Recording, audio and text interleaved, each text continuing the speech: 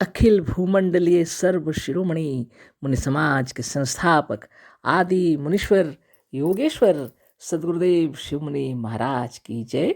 उपस्थित मुनि वृंद, साधु सज्जन वृंद, संत वृंद, साधक वृंद, आध्यात्म ज्ञान के जिज्ञासुओं और प्रेमियों, सभी श्रोता वृंद, आप सबको मेरा कोटिशः नमन, सप्रेम जय जीव। तो हम लोग आध्यात्मिक चर्चा कर रहे हैं और सद्गुरुदेव शिव मुनि महाराज रचित ग्रंथ निरोग होने का अद्भुत उपाय के अंतर्गत अध्याय 6 पर विचार कर रहे हैं, जिसका शीर्षक है ईश्वर और रोग। कल इस पर चर्चा हो रही थी और आगे हम लोग पढ़ेंगे आज, है ना। तो सद्गुरुदेव इसमें प्रश्न छोड़ दिए थे, है ना हम लोगों के पास, कि जो सद्गुरुदेव बतला रहे हैं उसको इसी में चर्चा कर लेंगे। पढ़ लेते हैं पहले, है ना। एक कर्तव्य परायण मामूली पुलिस के सामने उसकी शक्ति भर दुखदाई घटना घटने नहीं पाती, तो परम दयालु, सर्वव्यापक और सर्वशक्तिमान ईश्वर के सामने दुखदायी घटनाएं कैसे घट सकती हैं। अतः रोग वास्तव में नहीं बने, इनकी सृष्टि ही नहीं हुई। ईश्वर ने रोगों और दुखों को बनाया ही नहीं। रोगों की कल्पना करने वाले और कल्पना से ही रोगों को बनाकर लोगों के हृदय में रखने वाले वैद्य, हकीम और डॉक्टर हैं, अथवा हम स्वयं अपने अशुभ, व्यर्थ और असत्य विचारों, कल्पनाओं और भावनाओं से रोगों को बना लेते हैं। धन्य धन्य सद्गुरुदेव शिव मुनि महाराज की जय।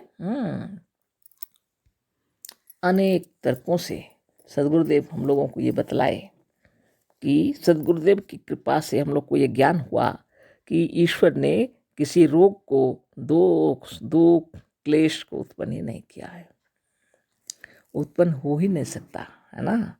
तो उन्होंने जो सवाल पूछा, ऐसा क्यों हुआ, फिर संसार में ये रोग, दुख, तकलीफ क्यों दिखलाई पड़ते हैं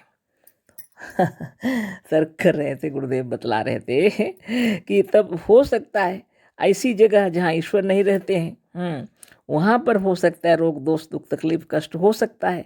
और नहीं तो उनके शत्रु, ईश्वर के कोई शत्रु होंगे तो उन्होंने बना के रोग, दोष इस संसार में रख दिया। अब आप और हम विचार करें बोल के कल इतनी सी बातें हुई थी, तो आज हम लोग आगे बता रहे हैं, गुरुदेव के विचारों को पढ़ते हैं। एक कर्तव्य परायण मामूली पुलिस के सामने उसकी शक्ति भर दुखदायिनी घटनाएं घटने नहीं पाती, है ना बहुत बड़ी बात है, सबको मालूम है। तो परम दयालु, सर्वव्यापक और सर्वशक्तिमान ईश्वर के सामने दुखदायिनी घटनाएं कैसे घट सकती हैं। परम दयालु हैं, सर्वव्यापक हैं, सबको देख रहे हैं, सर्वशक्तिमान भी है। ऐसे ईश्वर के सामने दुखदायिनी घटनाएं कैसे घट सकती हैं। और आप ब्रह्मांड में देखिए कितनी सारी घटनाएं घट जाती हैं, बहुत ही ज़्यादा, है ना, दुर्दांत घटनाएं घट रही हैं। बहुत विचित्र बात है ना। ऐसा क्यों हो रहा है। अब बीमार भी लोग हो रहे हैं, रोग भी है, तरह तरह का बीमारी, तरह तरह की बीमारी, बाप रे, देख करके कष्ट मालूम होता है ना। यह क्या हो रहा है संसार में। इसलिए किताब उठाए सदगुरु का, है ना, और लेखनी उठाए हैं सदगुरु। विचार कीजिए इन सारी कष्टों को कैसे दूर किया जाएगा, वो आगे आपको सुना रहे हैं सदगुरुदेव। अतः रोग वास्तव में नहीं बने, इतना तो उन्होंने प्रमाणित किया। इनकी सृष्टि ही नहीं हुई, यह भी उन्होंने प्रमाणित किया।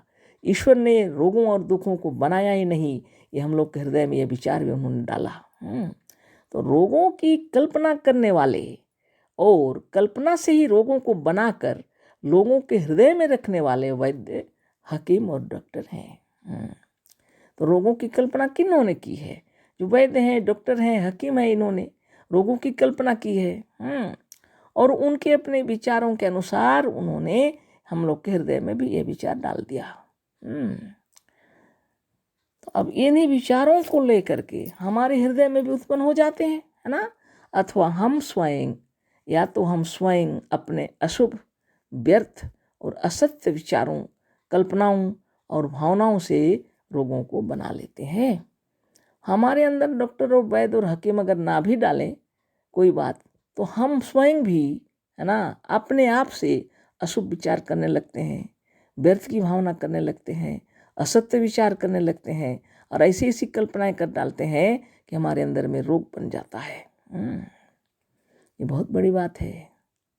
इस बात को तत्व से समझ लेना चाहिए, है ना। तो बहुत बड़ी बात यहाँ पर एक घटना हम बता रहे हैं, सत्य घटना सदगुरुदेव का जन्म का ही बता देते हैं, है ना। सदगुरुदेव जब जन्म लिए 1884 में जन्म लिए थे और हमारे भारत में उसमें शरद पूर्णिमा था। पूर्णमासी का दिन था, पूर्ण चंद्र था आसमान में, रात्रि के समय गुरुदेव जन्म लिए थे, अर्धरात्रि में, शनिवार था वह 4 अक्टूबर 1884, है ना, सदगुरुदेव जन्म लिए थे जब। तो इतने खूबसूरत थे गुरुदेव कि उनके माता पिता ने उनका नाम शिव कुमार रख दिया, स्वयं भगवान उतर आए हैं बोल करके। और बहुत दुलार, बहुत प्यार उनके ऊपर, है ना, अपनी जान छिड़कते थे माता पिता, है ना। तो बच्चे जब बड़े होने लगते हैं, शरीर में जो परिवर्तन होने लगता है तो उसको हम लोग बीमारी समझ लेते हैं। जड़ तो नहीं है शरीर, चेतन है शरीर। उसमें जब परिवर्तन आरंभ हो जाएगा तो उसमें कुछ परिवर्तन दिखाई पड़ेंगे, उसको हम लोग बीमारी समझ लेते हैं। तो जब बड़े होने लगे सदगुरुदेव, शरीर, छोटा शरीर जब विकास पाने लगा तो उसमें कुछ कुछ आएंगे ना, जैसे सर्दी, खांसी, जुकाम, ऐसे ऐसे हो जाते हैं। नहलाना, धुलाना, बच्चों को तेल मालिश करना, हमारे पूर्वज जितना बताएं सब कुछ करते हुए भी कुछ कुछ विकार आ ही जाते हैं, है ना। तब भय के कारण डॉक्टरों को दिखाने लगे उनके माता पिता। वैद्यों को, हकीमों को दिखाते थे। तो वैद्य, डॉक्टर और हकीम जो कोई जिनको दिखाते थे तो उनको बतलाते थे, ये खिलाओ, वो खिलाओ, ये मत खिलाओ, वो मत खिलाओ, ये भी रहता था। दवाइयों को देते थे खिलाने के लिए, और ये मत खिलाओ, वो मत खिलाओ, ये भी रहता था, है ना। अपना अनुभव गुरुदेव का देखिए। तो खिलाते थे माता पिता, जो चीज़ उनको पसंद नहीं आता था, और जो चीज़ वो खाना चाहते थे गुरुदेव को वो देते नहीं थे, बीमारी बढ़ जाएगी बोल करके।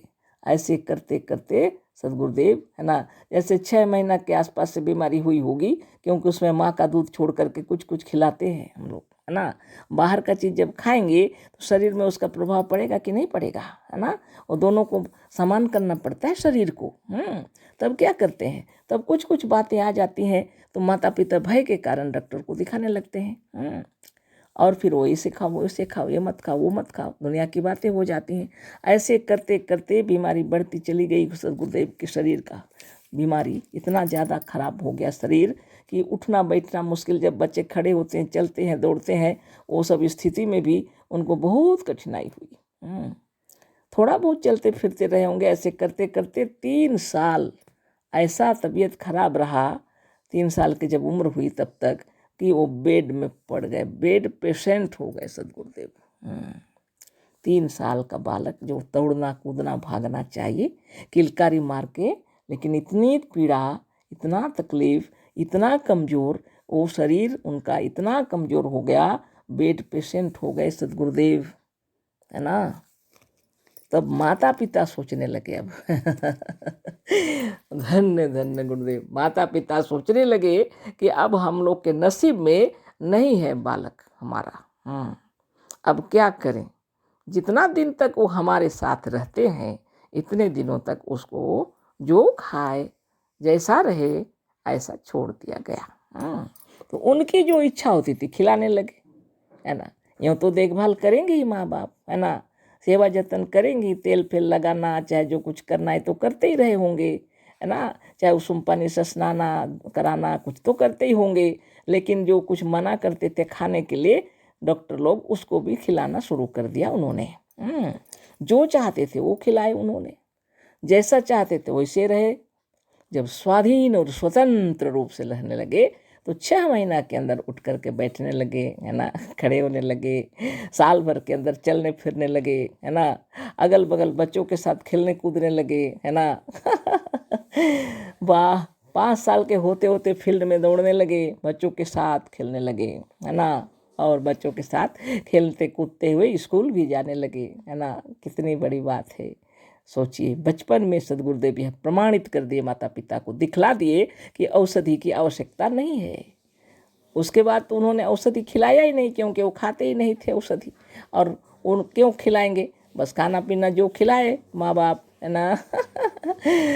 बचपन में सदगुरुदेव ये दिखला दिए कि स्वस्थ होने के लिए औषधि की आवश्यकता नहीं है। और अभी हम लोग इतने बड़े बड़े हो गए तो वो हम लोग को समझा रहे हैं गुरुदेव, देखिए, है ना। बात विचित्र है। आप सोचते होंगे, है ना, कि दुनिया में इतने पीड़ित लोग हैं, इतने कष्ट और तकलीफ से जूझ रहे हैं, तो क्या ये अच्छा हो जाएगा, है ना। आप ही सोचिए, उसको स्वयं अच्छा करने के लिए योग साधन तो करना ही पड़ेगा, क्योंकि शरीर के अंदर जितने विकार उत्पन्न हो गए हैं, सेल्स कोष जितने हैं, स्नायु कोष के अंदर में, रक्त के संचारण में, हर चीज में परिवर्तन लाने के लिए योग साधन करना पड़ेगा। प्रणव, ध्यान और तपस्या के द्वारा शरीर को सुंदर बनाने के लिए और मन में शुभ कामना और अशुभ विचारों को दूर करने के लिए शुभ भावना करनी पड़ेगी, है ना। इसमें तो समय हो गया, तो आगे फिर कल चर्चा होगी और उसमें हम लोग विचार करेंगे, है ना। अभी इतना ही। अशेष धन्यवाद, कोटि सह नमन। सद्गुरुदेव शिवमुनि महाराज की जय। सप्रेम जय जीव।